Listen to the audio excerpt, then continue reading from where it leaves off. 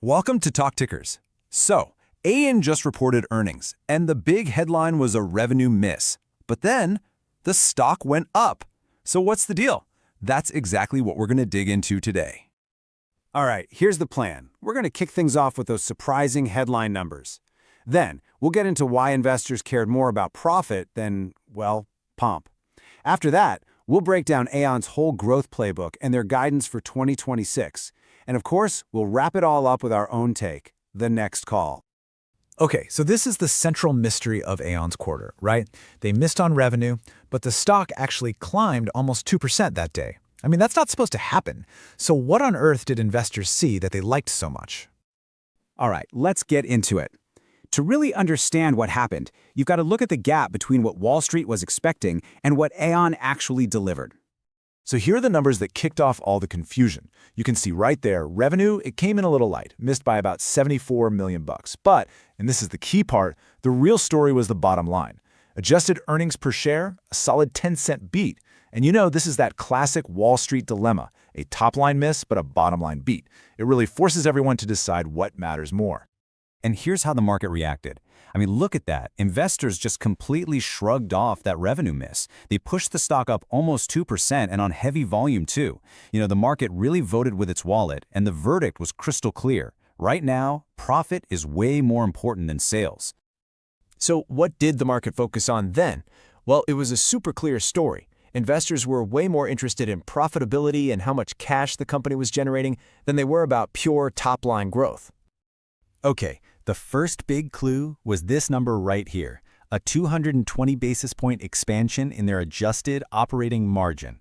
Now that is a huge jump in efficiency. It tells you the company's getting way better at turning every single dollar of sales into actual profit.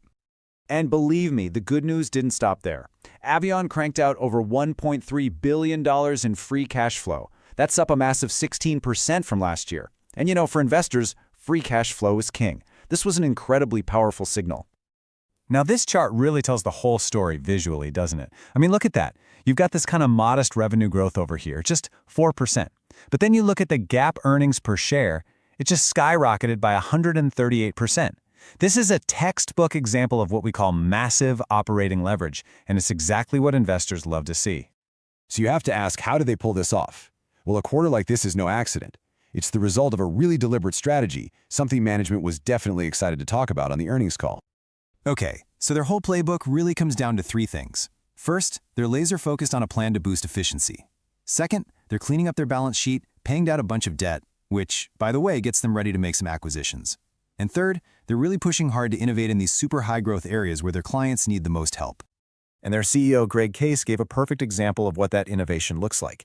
He called the whole data center risk management space a generational opportunity. Think about that. He's framing this as a huge long-term growth driver that they are just getting started with. Okay, so that's the backstory. Now let's take a look at how all this strong performance is shaping their official outlook for 2026. And their guidance for 2026, it pretty much continues the exact same story. They're telling investors to expect solid revenue growth, another nice boost to their profit margins, and, you guessed it, strong double-digit growth in free cash flow. Basically, they're signaling, hey, expect more of the same great profitable growth. All right, so that's the story from management. Now it's time for our take. This is the next call. You know, we think Aon is going to keep executing on this exact playbook, focusing on profitability, not just chasing revenue for revenue's sake. So for Q1, we're forecasting an adjusted EPS of $5.95 on about $5.9 billion in revenue. And looking out over the next year or so, we see the stock hitting a price target of $3.85. And because of all that, our rating on Aon is outperform. It's simple, really. The company is delivering exactly what this market is looking for right now: durable cash flow and disciplined profit growth. And we think that combination is absolutely going to continue to be rewarded by investors. And of course, we have to end with this, and it's really important. This analysis is just for informational purposes. It is not financial advice.